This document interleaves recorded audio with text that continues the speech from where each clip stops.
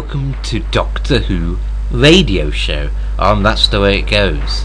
And I'm Slugcorp.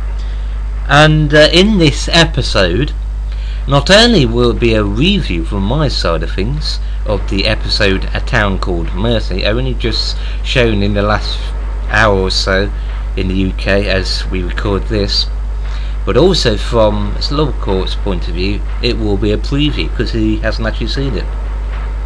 Yes, indeed, it will be.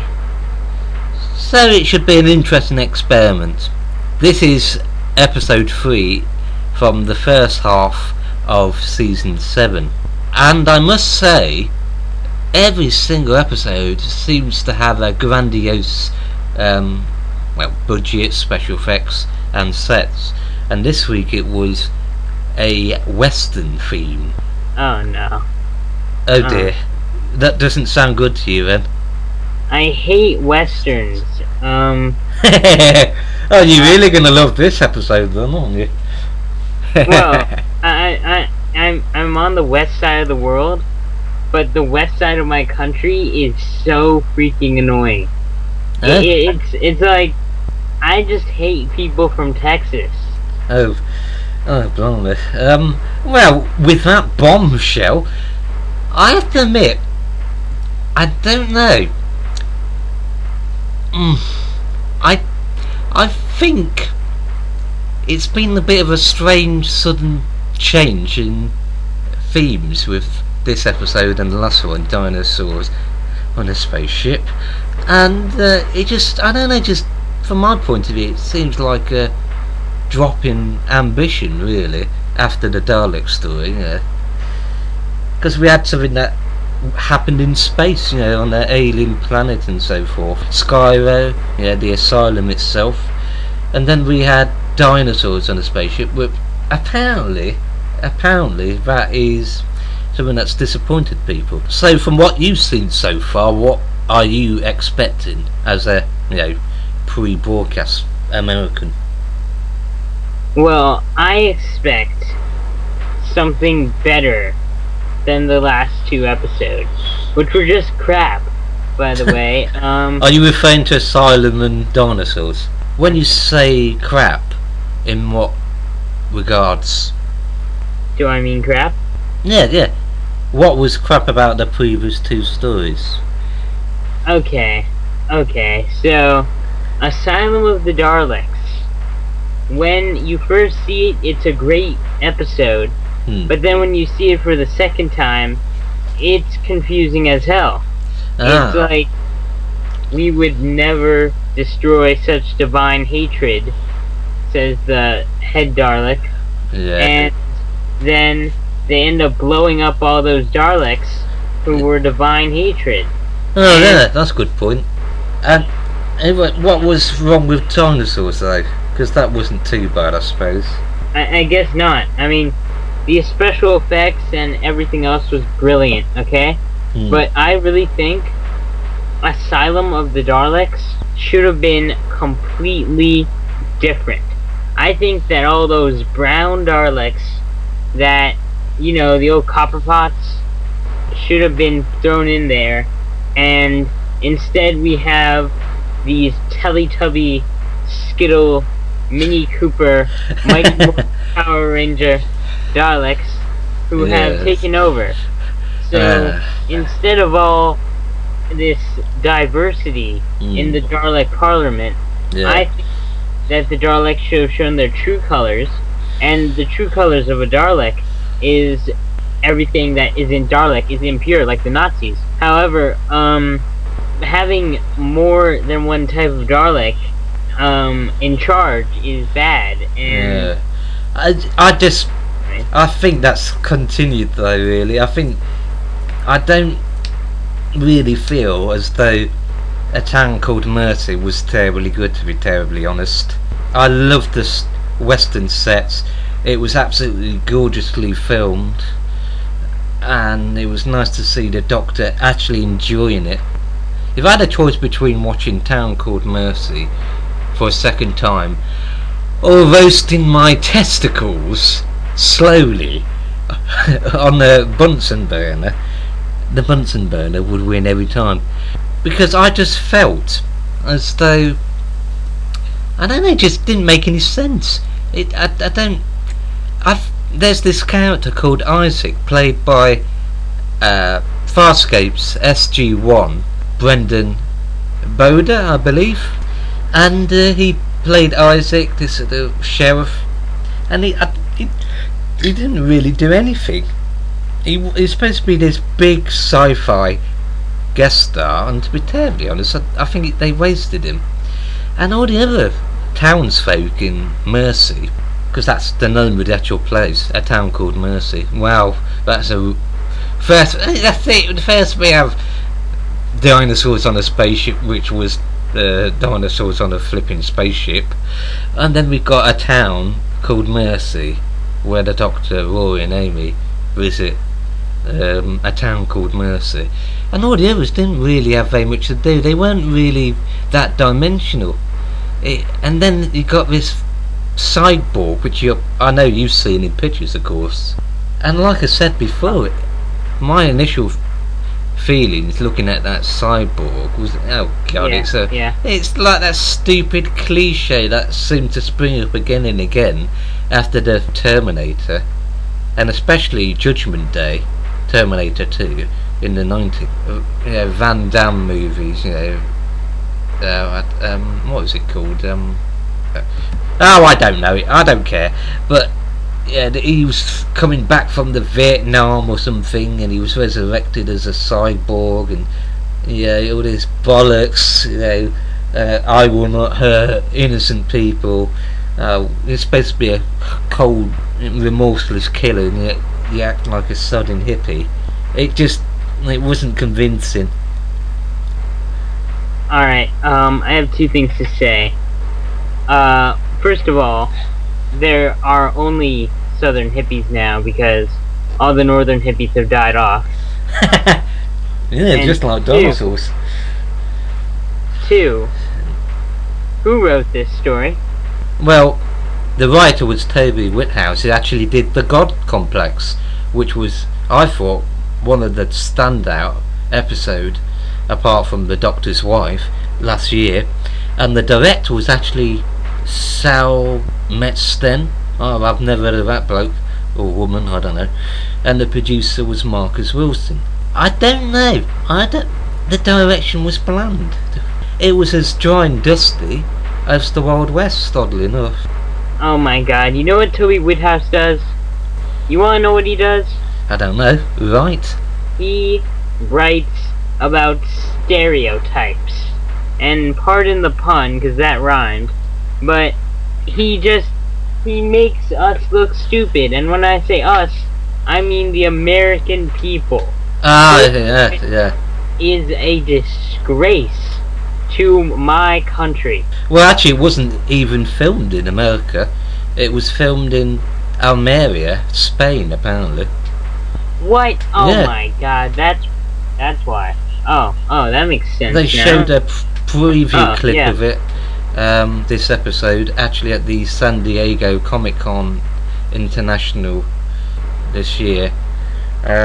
So, Almeria, Spain, Doctor Who fans, is where it was filmed, and a very clever sort of thing like they did with Vancouver, when it came to making the X-Files, pretending it was in New York, but it was actually, in Montreal or something like that. Well, guess what? Here's how the episode should have went. The Doctor lands in the Wild West, and he walks around, and he has his Stetson on, and then it should have been the classic Western story, and the Doctor meets the bad guy. The Doctor is now conflicted because the bad guy is human, and he doesn't know whether he should kill him or not, because he's human, and he's always protected humans. It's this big emotional conflict, and then Amy Pond, or Karen Gillan, says her famous line, and she says, "This isn't how we roll, and you know it." And then there's this big emotional conflict. He ends up shooting the guy, and just like dinosaurs on a spaceship, we wonder, should he have killed the bad guy? Should he have killed the bad guy. Well, here's some more facts about Saul Metzing. He actually directed the previous episode, Dinosaurs on a Spaceship. And these two stories, Dinosaurs and Mercy, are actually his first Doctor Who credits. As for the actual setting, which is actually in Spain, as I just mentioned, it's been used in the making of over 100 Western films, including the classic, one of the greatest Westerns ever made, A Fistful of Dollars. So the set actually has a long history, just like Doctor Who the TV show, because A Fistful of Dollars was actually, of course, one of the classics of Clint Eastwood. I don't know. Well, this is what I have to say about the 3 episodes so far. The first one was beautiful in the fact that it looked beautiful, even though, and it's very hard to make Daleks look beautiful, but the director, the editor, the lighting, they all managed it. The second episode, very good, very, very good. Not as good as Asylum of the Daleks, but still, B+. If you got dinosaurs on a spaceship, how come there weren't any piles of dinosaur shite everywhere? I mean, unless the dinosaurs have been trained to use the toilet or something, I don't know. Actually, that would have been interesting. Dinosaur dung on a spaceship. Yeah. But needless to say, this is about Mercy, and I did think one of the best performances in the episode was actually Adrian Scarborough, who played Jex, the main protagonist, who Andrew Brooke, the gunslinger, the cyborg, is after. I thought the gunslinger was another bit of a boring character, to be terribly honest, but as I said, Jex, played by Adrian Scarborough, was he brought the character an elegance to it, very posh. But as the story progresses, you discover that he isn't as pass-wise, as innocent as he looks. And I'm not going to go into precise details because yourself and others haven't actually watched the episode. But that's the problem with this episode, I found.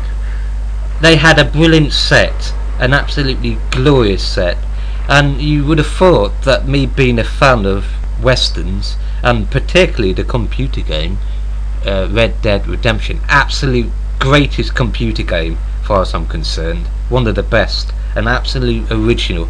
When you play Red Dead Redemption, you're actually existing in a completely never-ending realistic world. You're not just simply playing a computer game. The game goes through the hours of an actual real day, sunset to sunrise. And yet this episode didn't grip me. Even though it's got an amazing, beautiful set, it's got a fantastic scene where the Doctor actually wants to give up Jex to the gunslinger in what I can only describe, and anyone who's watched the episode or does, before or after listening to this Doctor Who radio show, agree with me, that scene is the Doctor acting totally out of character. Well, that scene, and I'm sorry to cut you off, was, it is probably going to be the Doctor Who, no, not the Doctor Who, the Matt Smith moment of the week by Mr. Tardis Reviews. Oh, God! No, yes, well, quite possibly. But the whole point is, he looks like he's not a case of looking like it, he's going to give up Jex. I seem to recall I described now, and other YouTube people pointing out both in their videos and comments to me and other people, that they thought that the behaviour of the Doctor at the end of Dinosaurs, where he was quite happy to leave Solomon to his fate, was a little bit undoctorish. And that's apparently signals that perhaps he's going closer to his Valeyard dark side self. And this was, to be terribly honest, kind of reconfirming it a little bit. And it was only Amy, as you'll see, who manages to stop him. And that's the problem, really. There's a lot of scenes that don't seem to really mesh with the overall story. And considering this is the same writer, Toby Whithouse, who wrote the God Complex, when you see a story written by, say, Neil Gaiman, that's absolutely mind-blowing, like the Doctor's Wife, and then they deliver a script and story that actually, that is below what they're capable of. They not only let themselves down, but they really sort of let the faith of the viewers down, really. Yes, I agree with you. Do you think we're going to see any more evil Doctor glimpses? You know what? I don't. I do not. I think, and this will shock the Doctor Who community, pay attention to this. Yep. The Dream Lord, or the Valeyard, or whoever the hell he is, will never come back, because Steven Moffat... He's the Doctor. The Valeyard is an amalgamation of the Doctor between his, well, the end of his life cycle. Yeah, well, he's not going to come back. Steven Moffat is not going to let this character come back. Why? And I'm sorry, Steven Moffat, but because he's an idiot. Are you referring to Moffat or the Valeyard? I'm referring to Moffat. I'm sorry, No. but he will not use. He used to be good, but now he just isn't showing that darkness that we all enjoy. Now he's trying to open it up to kids. I see what you mean. I just get the feeling, like I've said before, there's a big difference with Moffat, where he's gone from being good when he was just doing singular stories to being a producer, actual steering force behind the series. So his timey-wimey darkness, while it would work when it appears, once or twice a season, when it's stretched out to an entire, story arc, perhaps doesn't work as well. It needs to be polished, the whole overall thing. I cannot agree with you more. I can't. I mean, what happened, Steven? I'm talking to you now. What happened? And is it just me? David, is it just me? No, I think I described now as Burton Star 2009, and many other people have criticised Moffat. And as you know, he actually got death threats this week, didn't he? What? Oh, this is the first time I'm hearing about this.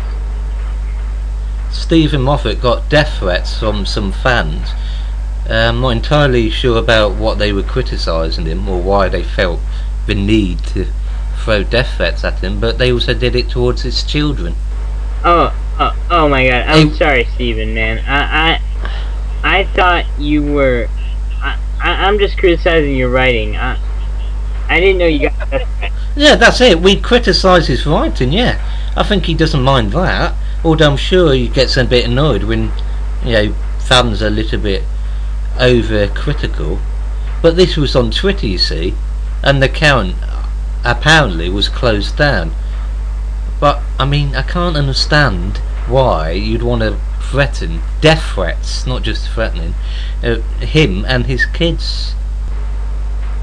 It's just this TV show, everyone. Sorry to break it to all you nerds out there, still living in your basements, mum's and daddy's basement, the ones who are like in your mid-30s and still haven't lost your cherry. But the simple fact is, Doctor Who is a TV show. It's, like John Lennon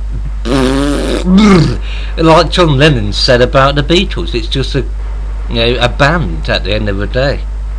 Exactly. You know what? I think we should make this into a separate video altogether. We just should clip this out and make it into a whole video about death threats against Steven Moffat and how horrible this is. That's a good idea. So we won't carry on talking about that, but we'll carry on talking about Toby Whithouse. Now, Toby Whithouse has previously written some very interesting Doctor Who episodes.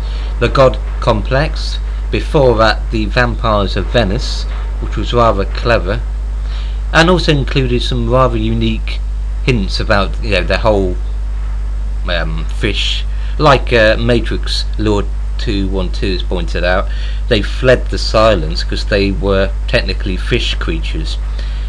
And then before that was the most significant bridging before time crash between the classic and news series, School Reunion 2006, which united the 10th Doctor with Sir James Smith, the late Elizabeth Sladen. Wow.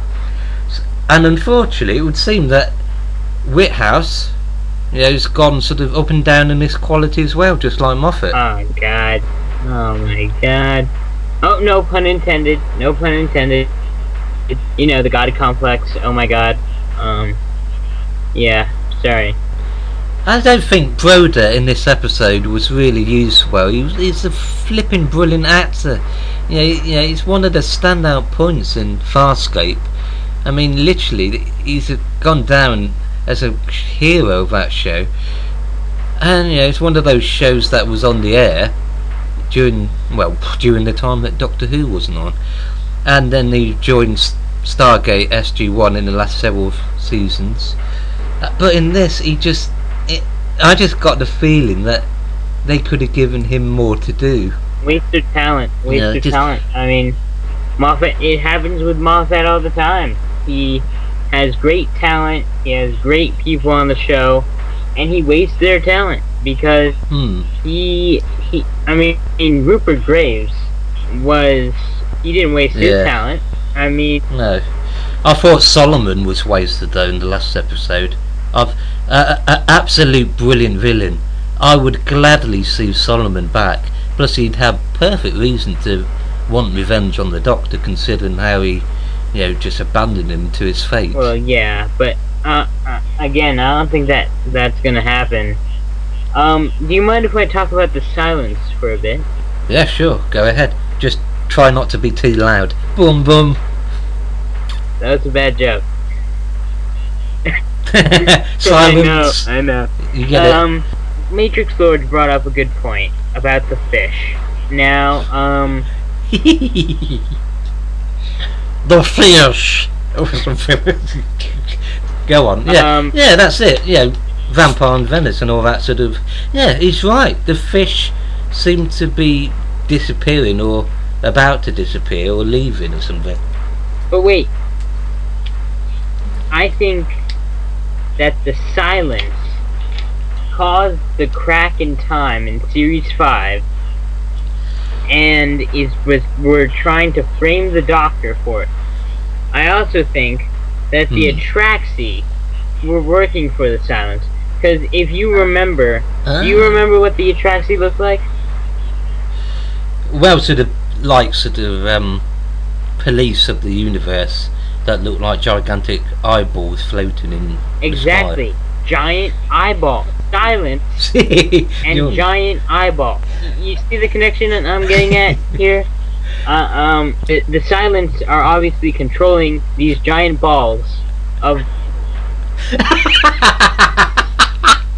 Oh yeah, well, they're manipulating the balls. Sorry, I didn't mean to do that one.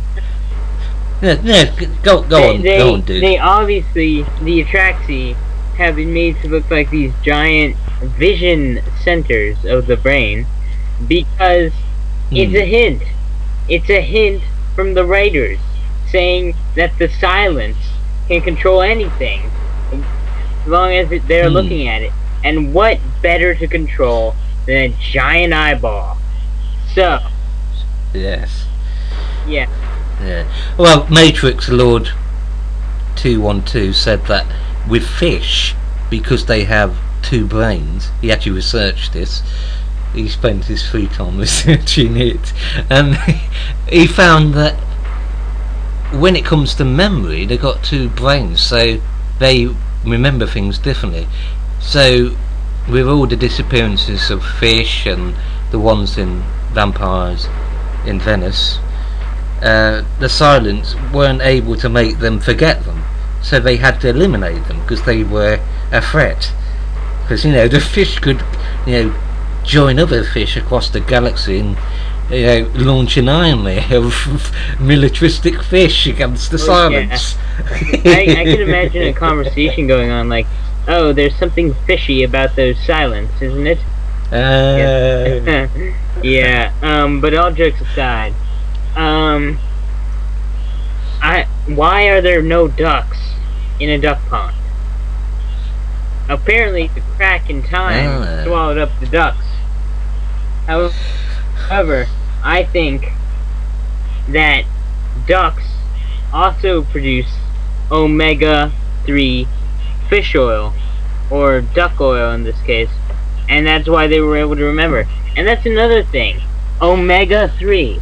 Omega. It's spelled the same way, but I say it omega.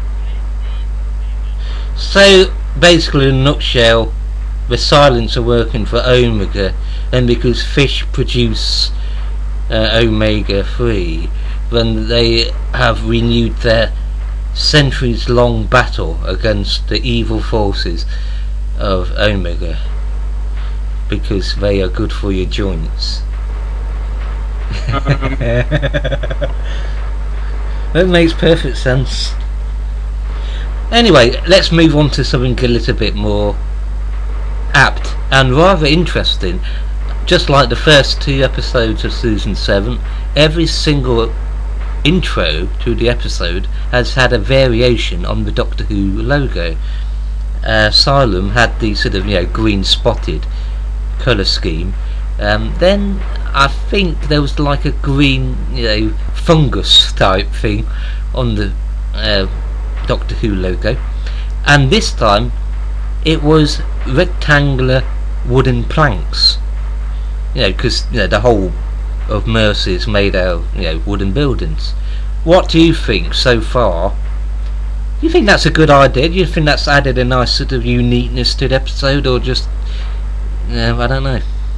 Well, I think that it is borrowing from the Green Death, which was a Third Doctor story, as you remember, and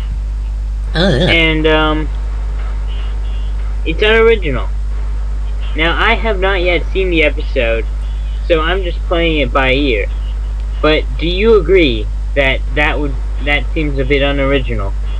Use green planks, green mold, green stuff for a Doctor Who episode. Well, you have to do it somewhere, don't you? What's your... I mean, each era of Doctor Who has had a different, logo, and I just think they want to make each episode a unique, cinematic experience, Oh, of course, it's a bit like The Simpsons opening, isn't it? Every single episode of The Simpsons has a little homage, to, say, James Bond gun barrel sequence, or the Sgt. Pepper Lonely Heart Club Band cover. And, it's called the couch gag, and they've done it for every single episode for 25 years. Oh, yeah. So maybe this is just their variation on it, except with the Who logo. I guess so. I mean, again, it's unoriginal. It's unoriginal. But what would the logo be for the 50th anniversary story?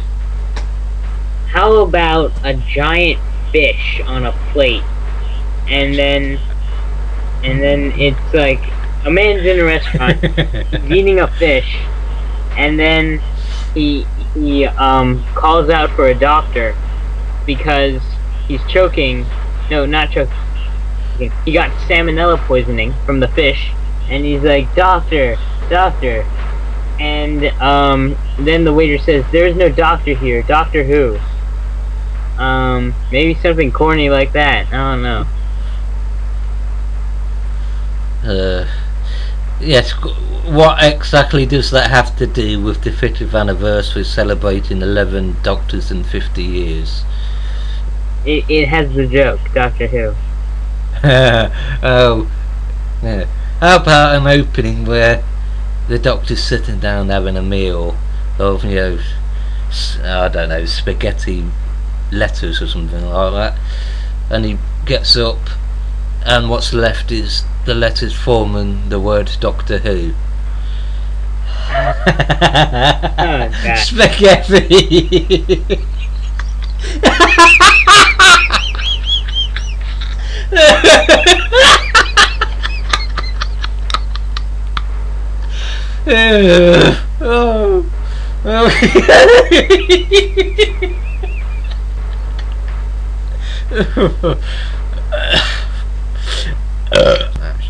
So, in closing, from my point of view, hasn't been shown in America. It won't be till 9 PM, which is 1 AM UK time. I think the episode wasn't the worst, but since this is the first proper cowboy themed Doctor Who since season 3's 1966 The Gunfighters, way back in the last few episodes of William Hartnell's original Doctor era, I don't know, I don't think it's terribly a patch on that at all, and I expected something perhaps a little bit more engaging, really. But with the exception of Jex and Ben Broder, who I say was kind of wasted, I think this was an okay episode. But really, I'm looking forward, to the Power 3 and then Angels Take Manhattan, because personally, from my point of view, after the awe-inspiring, anniversary story, Asylum with the Daleks, Dinosaurs and Mercy have been quite simply a bit of a weird sort of climb down, almost bored of itself already or something. So what do you expect before the broadcast? What do you expect the episode will be from your point of view? Crap. And with that bombshell, that's the way it goes. And this has been Slugcorp. And thank you for joining us for Doctor Who Radio Show. And don't forget that Slugcorp hates Texas and believes that the Silents are actually in control of big eyeballs, and that in a future episode celebrating the 50th anniversary, the titles will be made out of spaghetti. And there we go. Thanks for watching us. Thank you. Thank you.